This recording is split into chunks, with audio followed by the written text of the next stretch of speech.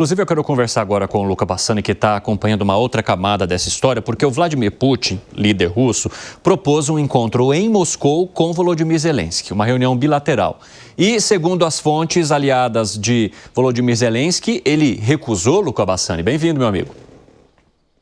Boa tarde a você, Evandro, a todos que nos acompanham aqui. Segundo o que o Kremlin disse, Volodymyr Zelensky negou este encontro para encontrar com Putin em Moscou.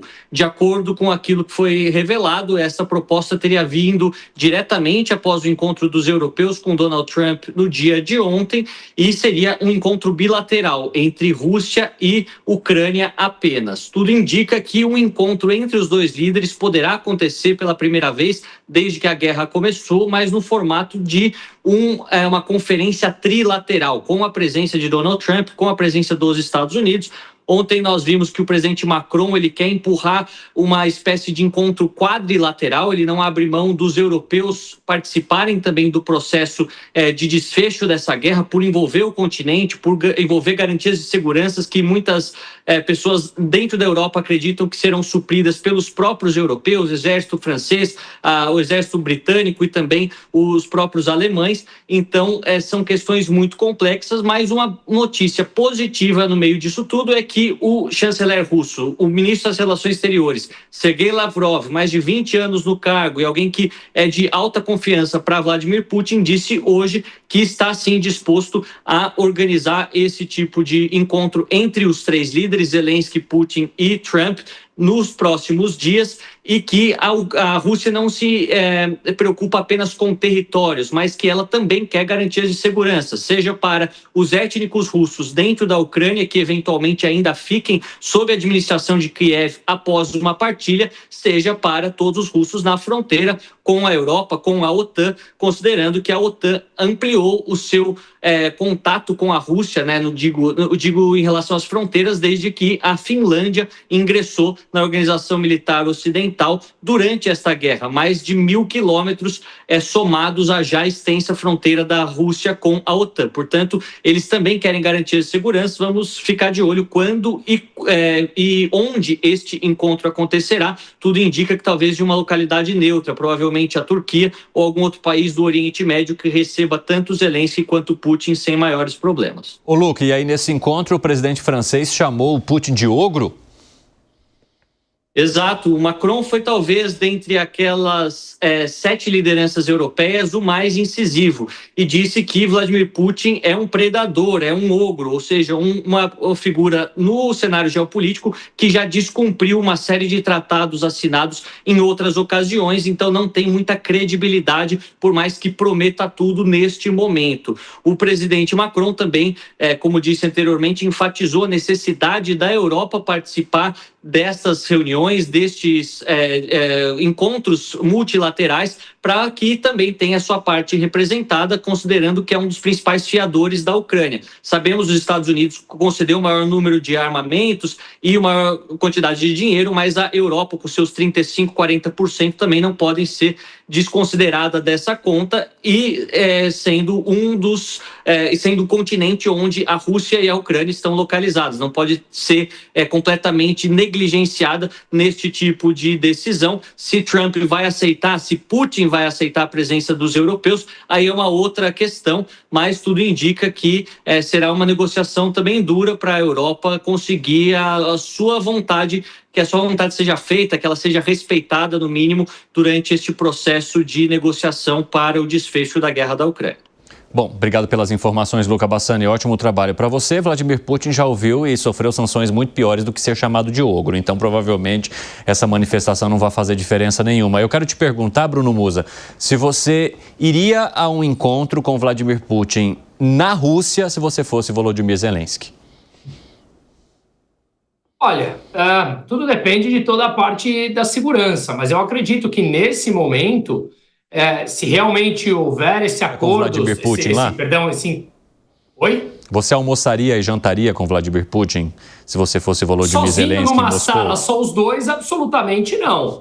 Mas se tivesse todo um aparato de segurança envolvido ali, em meio a essas discussões com a mídia internacional, como foi feita da última vez, no último encontro, ou até mesmo ontem com Donald Trump e todos os líderes europeus, aí eu acredito que será um esforço necessário para tentar conduzir a um momento, digamos, de paz, seja ela como for, que eu concordo que nós mencionamos aqui no começo, que invariavelmente passará por cessão de territórios, e eu acho que isso passa por encontros até mais profundos. Veja, como eu mencionei ontem, será que isso não faz parte também de uma estratégia de enfraquecimento dos BRICS? A gente vem batendo muito nessa tecla. Tudo isso escalou para o Brasil quando o Lula começou a fortalecer o lado dos BRICS, batendo no dólar. Será que ao aproximar a Rússia desse diálogo, sendo ela o país que comunica lá do Oriente, lá do outro lado do mundo, e fazendo com que a Índia possa, daqui a algum momento, se isso acontecer,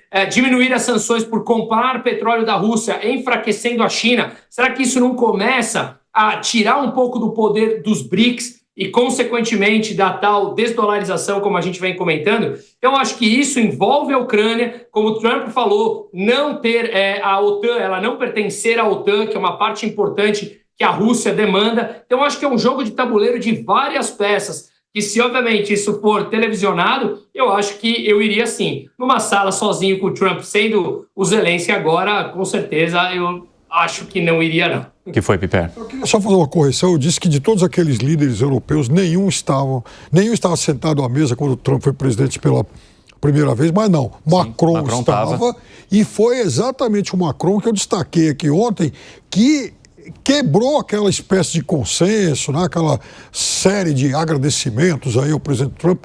Foi quem levantou a mão e falou: opa, é uma negociação quadrilateral. A Europa tem que fazer parte disso. Afinal de contas, quem é vizinho da Ucrânia e vizinho da Rússia é a Europa. Pois é. Ô Zé Maria Trindade, como é que você avalia essa possibilidade e o que foi colocado à mesa agora para Volodymyr Zelensky? O encontro com Vladimir Putin, ele já negou.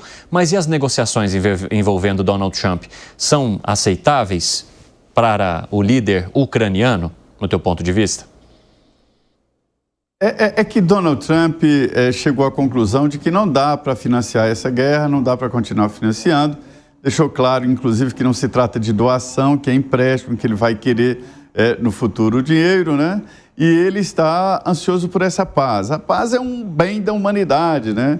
Jesus disse: eu vos deixo a paz, eu vos dou a minha paz. Ou seja, o Lutero falou muito importante, né? A paz, se possível, a verdade a qualquer preço, né? O Martinho Lutero é um grande pensador e todos expressam exatamente essa valorização da paz, que tem um limite, que é o limite ali da verdade. A guerra, Cine, eu conversando com o bispo Dom Paulo César, e ele me dizendo, inclusive, sobre a Bíblia, que o Deus queria um mundo em paz, mas logo no início ali, um irmão já matou outro irmão, né? Ou seja, a beliculosidade existe na nossa vida e pronto. Mas nesse caso aí, a frase que eu colocaria lá para o Zelensky é o seguinte: a paz a qualquer custo. Não dá para ele continuar essa guerra, principalmente agora com a visível má vontade dos Estados Unidos. O novo presidente dos Estados Unidos não quer a continuidade da guerra. Então a frase para ele é essa: a paz a qualquer custo. Esses detalhes de onde vai reunir, como é que vai ser, é muito complexo, porque o veneno na Rússia é um alimento de almas lá, né? Então é muito complexo, muito difícil. Eu também não aceitaria um almoço com Putin, não. Aliás, só contar uma curiosidade, quando ele veio aqui no Brasil, eu perguntei para Dilma presidente, eu falei assim: presidente, como é que é a convivência com Putin? Ela falou: ele tem umas esquisiticezinhas, trouxe a própria vodka, não sei o quê, tem alguém que olha a comida de uma maneira, trouxe a comida, cheio de desconfiança, naquela base: olha, podem fazer comigo que já fizemos com muita gente.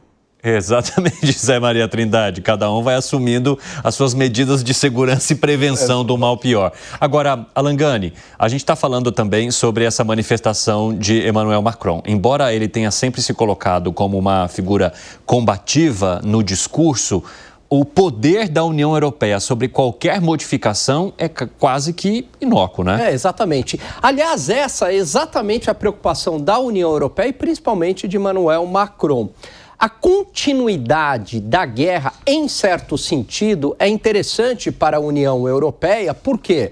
Porque significa que os Estados Unidos estão presentes na Ucrânia. Ou seja, a Ucrânia está na OTAN sem estar na OTAN. Você tem a proteção norte-americana, enquanto continuar essa situação, existe também a proteção norte-americana para os países europeus. A preocupação europeia é justamente essa, Evandro.